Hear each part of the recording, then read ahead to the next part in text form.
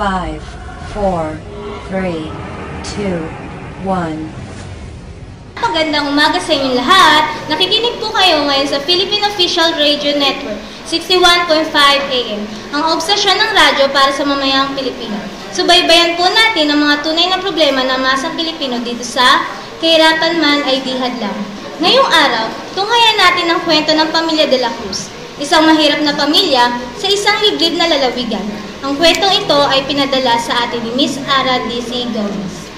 To the left, to the right, umikot na sabay-sabay, bye-bye suklay, do the palm, all the finger, come to the left, to the right, umikot na sabay-sabay, bye-bye suklay, do the palm. Time check! 12:51 PM, brought to you by Palmolive Naturals, Kom-Kom lang ng hair! Bahay namin, maliit lamang. Pero malinis pati sa kusina. Kumain man kami, laging sama-sama. Pen, de sarapen, de cuchillo, de almacen. How, de carabao, de batute. Nay!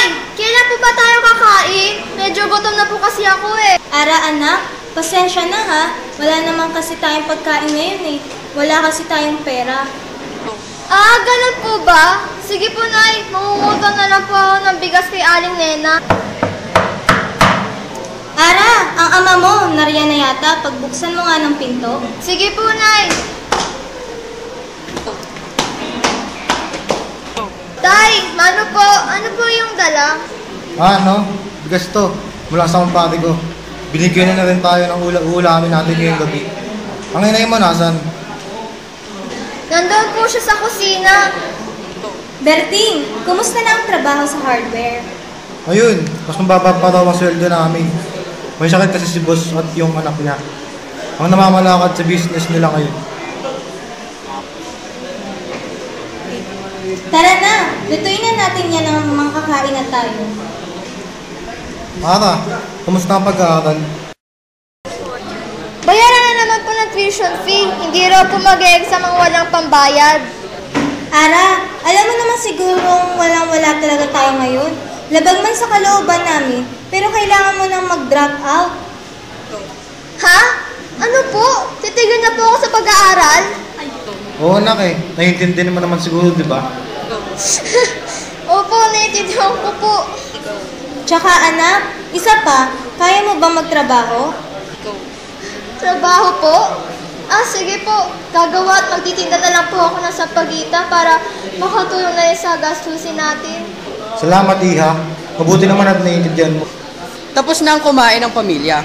Si Ara ay nakinood sa bahay nila Julie, ang anak ng masungit na tindera na si Aling Nena. Ma, ito nga po pala si Ara, anak ng mga kapitbahay natin, sila Mang Berting at Aling Maria. Ah, ikaw yung anak ng hampas lupang wala nang ginawang kundi mangutang. Sige, papayaran kita makinood at kaibigan mo naman si Julie. Pero ngayon lang yan ah. Sige po. Pagpasensyahan mo na si Mama ha, masungit talaga yun eh. Tara, manood na tayo ng cartoons. Breaking news. Ay, balita pa pala. Hintayin na lang nating matapos yan. Pakinggan po natin ang pahayag ng Pangulo. Magandang hapon sa inyo lahat, tayo mga kababayan. Nabasa ko ang naging resulta ng survey ukol sa kahirapan. Marami pa rin ang naghihirap ngayon. Bilang Pangulo ng ating bansa, ipinapangako ko na wawasan ko ang kahirapan. Yun lamang po, maraming salamat. Sus, puro ka naman pangako eh. Di mo naman tinutupad. Nay, paano po kayo nakakasigurong hindi nga matutupad ang sinasabi niya? Kurakot kasi ang presidente natin. Nagnanakaw sa buwis na binabayad natin. Natapos ang araw na iyon at nagumpisa ng magtrabaho si Ara kinabukasan. Sa kalsada siya nagtinda ng sampagita. Go!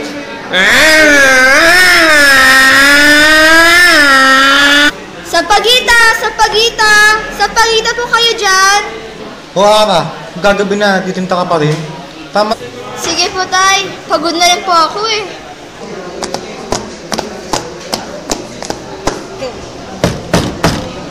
Nay! Andito na po kami. Oh, Ara, kamusta ang benta? Eto na po, Nay. 20 pesos lang po. Biglang hinimatay si Ara dahil sa sobrang pagod. Dahil wala silang pera ay di nila maigawang maisugod sa ospital si Ara. Wala silang nagawa kundi pagpahingahin siya sa bahay. Nang magising na si Ara, Anak, gising ka na pala. Pasensya na kung pinagtrabaho ka namin kahit na 9 na taong gulang ka pa lang.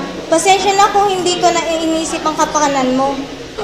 Naku, Inay, okay lang po. Ginusto ko rin naman po eh.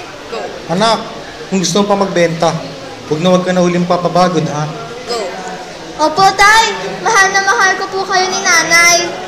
Mahal na mahal ka rin namin, anak.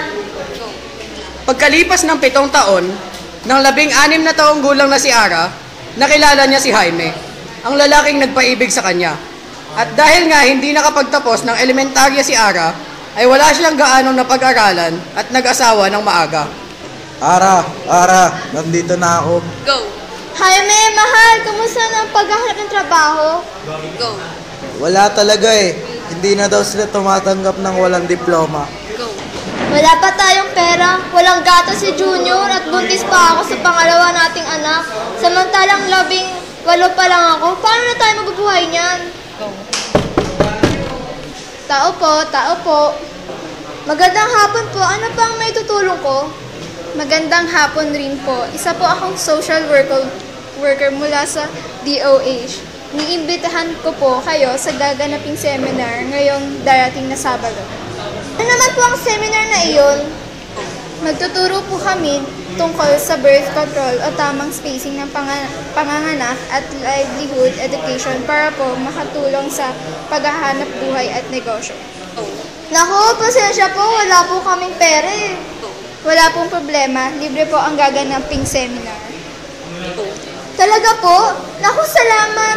Napakalaking tulong po nang ibinigay niyo sa amin. At dyan na po nagtatapos ang programang Kahirapan Man ay Di Hadlang.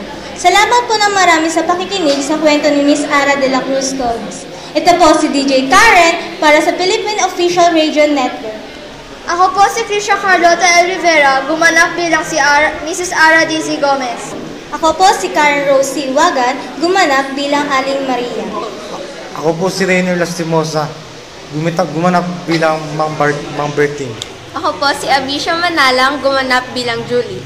Ako po si Julian Delmar, gumanap bilang Aling Nena. Ako po si Charles Maxim Vasquez, gumanap bilang reporter. Ako po si Josh Aranchado, gumanap bilang Pangulo. Ako po si Alvin Shad Pascua, gumanap bilang Mang Amante. Ako po si Mel Andre Gonzalez bilang asawa ni Krisha. Ako po si Charina Acerbo, gumanap bilang isang social worker. Ako po si Carlos Luis Buenafe, gumanap bilang narrator. Jolly, jolly, jolly, jolly, joy, joy. Go more chicken joy, more share, joy, joy.